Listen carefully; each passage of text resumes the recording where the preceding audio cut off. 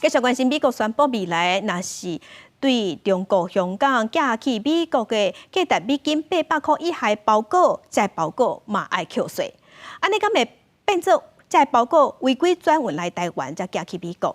咱的财政部长是表示，咱国内进口的小额包裹有50%以上，确实拢是对中国来的。因若包裹的商品价值2000块以下的，多少条件是会当免税。这部分敢要做调整，已经有咧研究。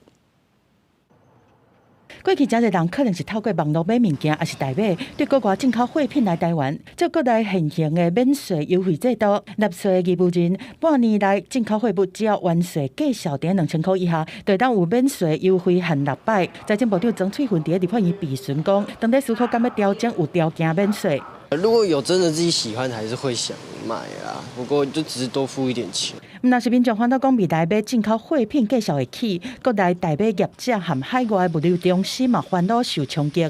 代购现在的利润非常少，已经市场蛮透明化了。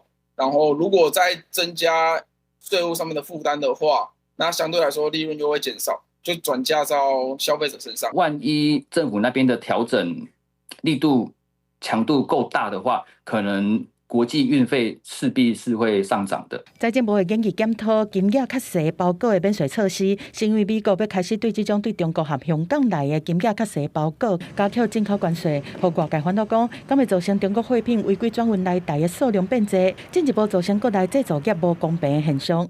根据财政部的统计，台湾进口的这种金额较细的包裹，三大来源国，中国是超过50%以上，国内是香港和韩国。为着要防堵违规转运，财政部是透过高风险货物必须检附许可证来事前预防，再个透过系统专门比对出口人和货名，查到违规相关是罚代票300万。免税的标准2000块，是不是要做一个调整？这个也是目前我们正在做一个分析的部分。对于我们认为高风险的厂商，我们都会定时的明册给经济部，然后他们对于在核发有关产地证明或许可证的时候，要更加的严格审核。为了防堵违规转运，财政部是用3关的防线来把关。另外，金额较细包裹的免税措施敢要调整，财政部各地建议会参考国际趋势，再个下部会审慎评估。记者综合报道。